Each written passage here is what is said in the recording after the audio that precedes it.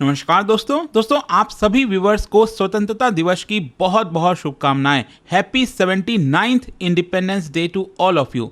देखिए दोस्तों, आज मैंने सोचा आपके लिए स्वदेशी 2.0 के ऊपर वीडियो लाया जाए। क्या है कि हमारे देश में आजकल अगर आप देखोगे तो वापस से make in India, vocal for local, इस तरह की चर्चा हो रही है और जाहिर सी बात है इसके पीछे कहीं ना कहीं डोनाल्ड ट्रंप एक बड़ा कारण है। लेकिन पिछले कुछ समय से अगर आप देखोगे तो भारत के अंदर काफी ज्यादा बल दिया जा रहा है। स्पेशली कोविड के समय आपको याद होगा आत्मनिर्भर भारत की बात कही गई।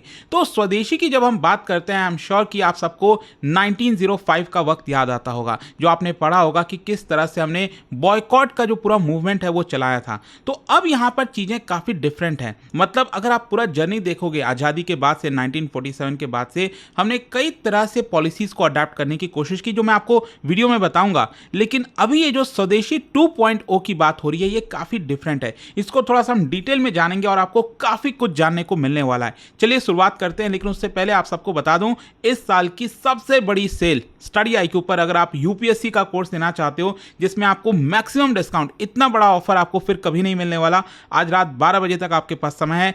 फ्लैट 47% ऑफ किसी भी कोर्स, चाहे वो 2026 का यूपीएससी कोर्स हो, 2027-28 कोई भी आप लेना चाहते हो, यूज करिएगा ये कोड अंकित लाइव मैक्सिमम डिस्काउंट के लिए। लिंक कमेंट सेक्शन में है। कोई भी अगर आपको डाउट है, प्रॉब्लम है, ये फोन नंबर दिया, आप इस पर कॉल कर लीजिएगा, मेरी टीम आपको अच्छे से गाइड कर देगी। चलिए शुरुआत करते हैं। सबसे पहले यहां पर देखते हैं कि हिस्टोरिकल कॉन्टेक्स्ट, मतलब स्वदेशी से स्वदेशी 2.0। तो स्वदेशी की जब हम बात करते हैं तो बेसिकली भारत का जो फ्रीडम स्ट्रगल चल रहा था 19th और 20th सेंचुरी में, तो उस दौरान आपको याद होगा 1905 में बंगाल पार्टीशन प्रोटेस्ट हुआ था और उस समय स्वदेशी मूवमेंट लाया गया था। तो उसका मेन एम उस समय यह था कि जो ब्रिटिश प्रोडक्ट्स हैं, जो फॉरेन गुड्स हैं, उसको हम बॉयकॉट करेंगे और लोकल मैन्युफैक्चरिंग को प्रमोट करेंगे। और ये था क्या, ये basically as a economic tool की तरह हम इस्तेमाल कर रहे थे ताकि जो कॉलोनियल इंडस्ट्रीज हैं उसको कमजोर कर सकें, और साथ ही साथ पॉलिटिकल वेपन की भी तरह इस्तेमाल कर रहे थे ताकि हमारा सेल्फ रिलायंस बढ़ सके, मतलब कि हम अपने गुड्स के ऊपर ज्यादा रिलाय कर सकें। फिर क्या होता है कि इंडिपेंडेंस होता है, आजादी मिलती है, और इंडिपेंडेंस के बाद अगर आप देखोगे तो यहां पर आपको बहुत इंपॉर्टेंट चीज समझना है। हमारी जो पॉलिसी रही थी वो थी इंपोर्ट सब्स्टिट्यूशन की। इंपोर्ट सब्स्टिट्यूशन में क्या होता है कि हम कोशिश ये करते हैं कि जो बाहर के गुड्स हैं, जो विदेशी गुड्स हैं, उसके ऊपर बैन लगा दिया जाए, मतलब उसके ऊपर इतना ज्यादा टैरिफ लगा दिया जाए कि उसको भारत में आने ना दिया जाए और उसको हम भारत में ही ज्यादा प्रोड्यूस करने की कोशिश करें। कोशिश ये करें कि मान लो अगर कोई कार है बाहर के देश में, ऑडी हो गया, BMW हो गया, कोई भी गाड़ी हो गई, तो वो हम ना लेकर हम भारत में ही बनाएं। तो जैसे मारुति भारत में बना, तो इस तरह की जो कोशिश होती है ना, इंपोर्ट सब्स्टिट्यूशन इसको कहते हैं। लेकिन क्या ये सफल हो पाया? बिल्कुल भी नहीं। हम सब जानते हैं कि यहां पर हमने बहुत कोशिश तो किया कि भारत में ही प्रोड्यूस किया जाए, लेकिन शायद हमारे पास वो टेक्नोलॉजी नहीं थी, वो मदद नहीं मिल पाई, जिसकी वजह से हम यहां पर आगे नहीं बढ़ पाए। शायद हमारे पास वो स्किल सेट्स नहीं था, और यही कारण है कि 1991 में फाइनली हमें अपने इकोनॉमी को ओपन करना पड़ गया।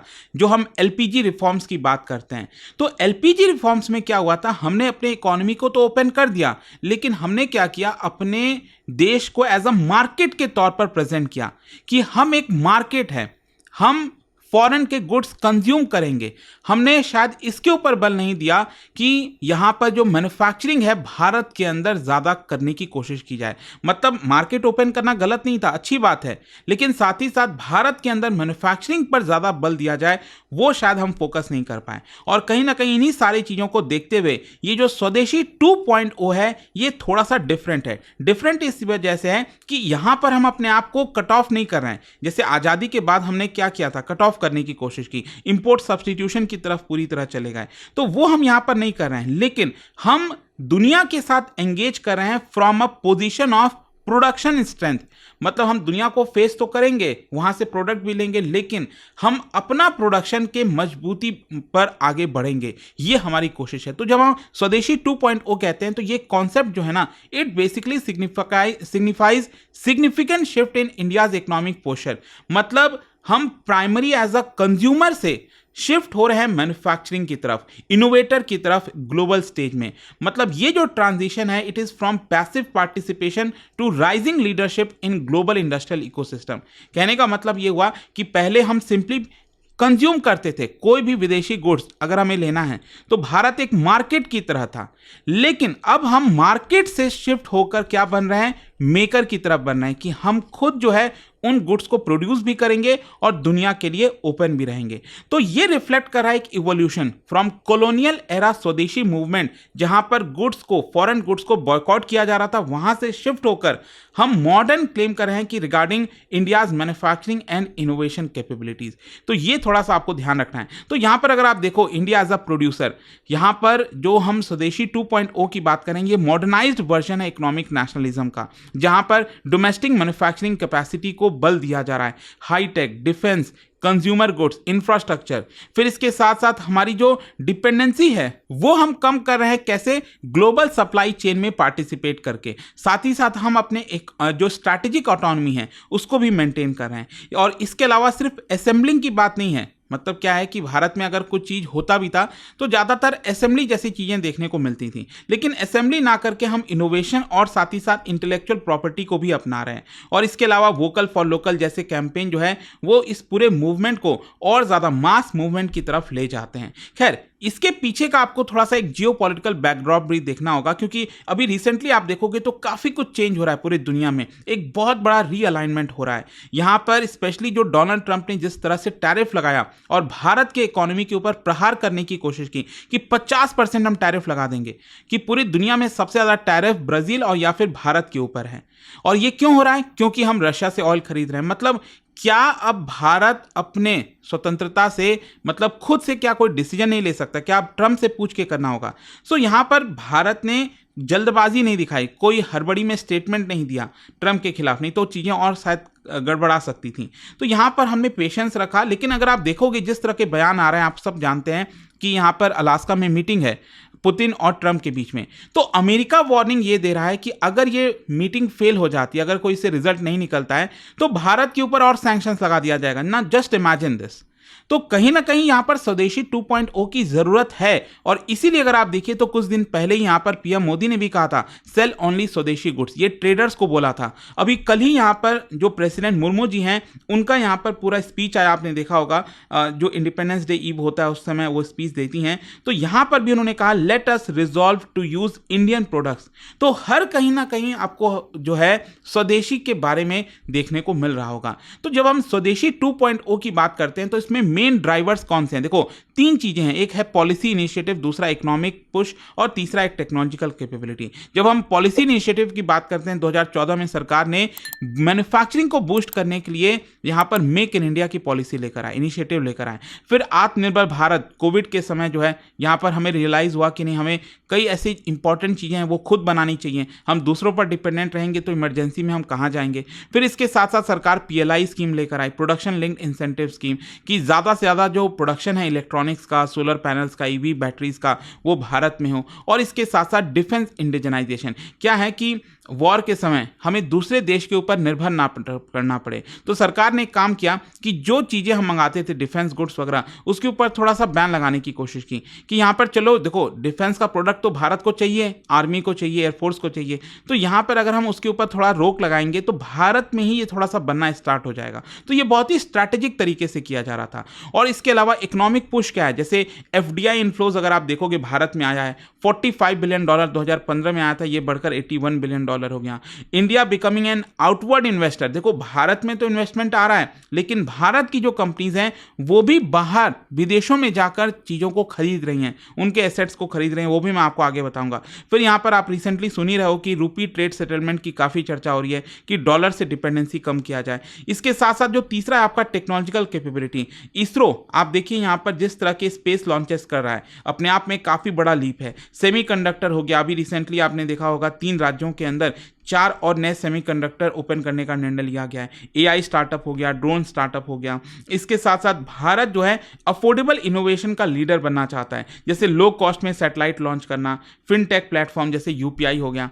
तो बहुत सारी इंपॉर्टेंट चीजें हो रही हैं और ये मेन ड्राइवर्स हैं स्वदेशी 2.0 के। और इसमें अगर आप अलग अलग सेक्टर्स देखोगे, चाहे डिफेंस की बात करें, ब्रह्मोस मिसाइल का प्रोडक्शन लखनऊ में, HAL के द्वारा तेजस का प्रोडक्शन हो गया, DRDO के द्वारा ड्रोन्स हो गया, space, electronics, renewable energy, agriculture and food processing, इन सब में यहां पर आपको स्ट्रैटेजिक सेक्टर देखने को मिलेगा जो स्वदेशी 2.0 को पुश कर रहे हैं। खैर, यहां पर मैं आपको कुछ इंटरेस्टिंग चीज बताता हूं। भारत के कंज्यूमर के तौर पर अगर हम देखें, कई दशकों से क्या था कि भारत एक मेनली सेल्स डेस्टिनेशन था विदेशी कंपनियों के लिए, लेकिन अब यह बदल गया है। अब क्या हुआ है कि हम उल्टा एक्सपोर्ट कर रहे हैं। सोच के देखिए, 2024-25 में हमने $825 बिलियन का एक्सपोर्ट किया था, लेकिन उसके बावजूद भी जो है हमारा डोमेस्टिक कंजम्पशन ही कहीं ना कहीं इन्वेस्टमेंट और स्ट्रैटेजिक डिसीजन ले रहा है। कहने का मतलब यह है कि भारत का कंज्यूमर मार्केट 2030 तक वर्ल्ड का सेकंड लार्जेस्ट हो जाएगा।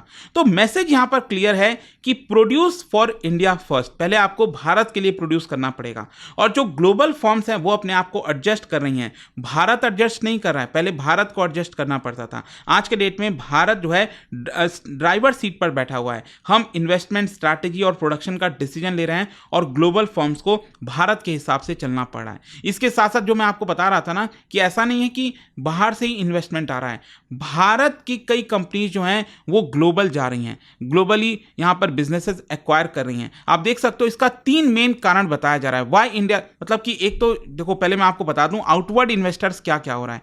बेसिकली अगर आप देखोगे तो 2024-25 में भारत की तरफ से 251,000 करोड़ का, जिसमें 75% जंप है, $29 बिलियन लगभग आप कह लीजिए, ये हमने बाहर के देशों में निवेश किया है। मतलब पैसा भारत से बाहर गया। इसका मतलब ये नहीं है कि पैसा बस निकल रहा है, उसके कई मतलब निकलते हैं। जैसे उससे हम टेक्नोलॉजी को भारत में वापस ला सकते हैं, यहाँ पर प्रोफेशनलाइज कर सकते हैं सप्लाई नेटवर्क को, तो कई चीज़ें हो सकती हैं। 2025-26 में आप देख सकते हो, स्पेशली इन कुछ देशों में, सिंगापुर, मॉरिशस, US, यहाँ पर आप देखिए एक्चुअल मतलब अप्रैल और मई 2 महीने के अंदर अंदर हमने ऑलरेडी 46,000 करोड़ का निवेश किया है बाहर के देशों में, जिसमें ये 3 टॉप ट्रेडिंग डेस्टिनेशंस हैं। फिर इसके अलावा यहाँ पर कुछ कंपनी जैसे आदित्य बिरला ग्रुप, $50 मिलियन का इन्होंने research and development centre open किया है टेक्सास में। तो इस तरह की चीजें आपको देखने को मिलेंगी। लेकिन क्वेश्चन यहाँ पर जो मैं आपको बोल रहा था ना कि भारत इतना बड़ा ग्लोबल बिजनेस को क्यों अट्रैक्ट कर रहा है, क्यों टेस्ला और बाकी की जो कंपनीज हैं भारत में आके प्रोडक्शन करना चाह रही हैं, तो इसको लेकर 3 कोर एडवांटेज बताया जा रहा है। भारत में एक टैलेंट है, कंज्यूमर्स हैं और इंफ्रास्ट्रक्चर। तो इंफ्रास्ट्रक्चर भी पिछले कुछ वर्षों में काफ़ी तेजी से बना है, स्पेशली सड़कें वगैरह आप देखोगे, एक्सप्रेसवेज हो गया। तो ये 3 चीज़ कहीं ना कहीं ग्लोबल बिजनेसेस को अट्रैक्ट कर रही हैं। और आप सोचिए यहाँ पर 0.8 से $1.2 ट्रिलियन ये आपका ट्रेड फ्लो शिफ्ट होने वाला है, भारत के अंदर आने वाला है 2030 तक, जिसकी वजह से हमारा जो मैन्युफैक्चरिंग, जो जीडीपी में कंट्रीब्यूशन है ना मैन्युफैक्चरिंग का, वो अभी 16% से बढ़कर 25% तक हो सकता है इस शिफ्ट की वजह से। और यहाँ पर 1/3 of world's STEM graduates they are Indians. STEM मतलब जो साइंस, टेक्नोलॉजी, इंजीनियरिंग, मैथ्स, तो ये जो ग्रेजुएट्स होते हैं इन सब्जेक्ट्स में, तो वो आपके 1/3 इंडियन हैं। तो किस तरह से हम इन्फ्लुएंस कर सकते हैं? इंजीनियरिंग, रिसर्च एंड डेवलपमेंट और सोर्सिंग, ये आपका अभी आज के डेट में 44 से $45 बिलियन है। ये शिफ्ट होके, जंप होके 2030 तक $170 बिलियन हो जाएगा। तो बॉटम लाइन यहाँ पर क्या है? बॉटम लाइन ये है कि पहले जो स्वदेशी था उसमें यहाँ पर सिर्फ इंडियन गुड्स ही खरीदेंगे, उसके ऊपर ज़्यादा बल था। जो फॉरेन गुड्स हैं उसको बॉयकॉट करेंगे, ये कोशिश थी। लेकिन अभी जो करंट फेज है, यहाँ पर इंडिया जो है वो बिल्ड हो रहा है, पार्टनरशिप्स हो रही हैं, फैक्ट्रीज खुल रही हैं, इन्वेस्टमेंट हो रहा है ग्लोबल कंपनीज के अंदर। एंड नो लॉन्गर हम यहाँ पर जो ग्लोबल कंपनीज हैं उनको वो एक प्रकार से चूज नहीं करना है उनको कि क्या वो भारत में सेल करें या फिर भारत में प्रोड्यूस करें। उनको पता है कि उनको भारत में प्रोड्यूस करना ही पड़ेगा अगर उनको रेलेवेंट रहना है। सो भारत का जो शिफ्ट है, it is from being just a large market to becoming a significant producer.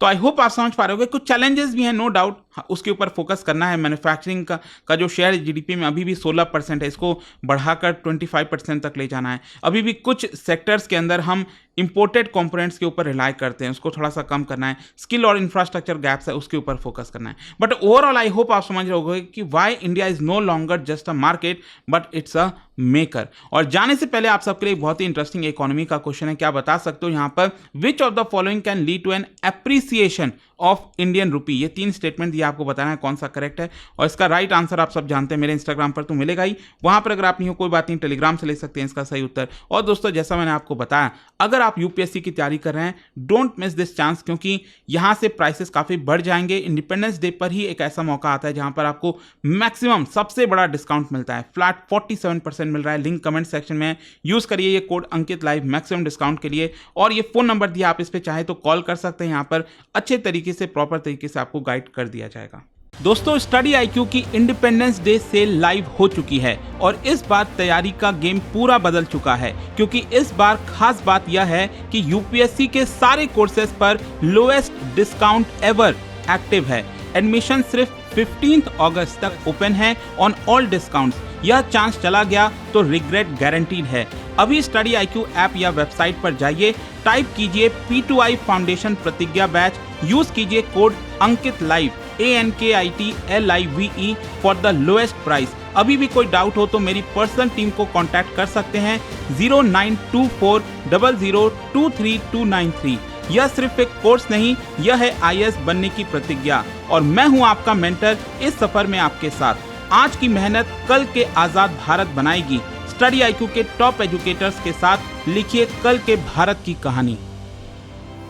Study IQ IAS, आपका सिलेक्शन हमारा मिशन।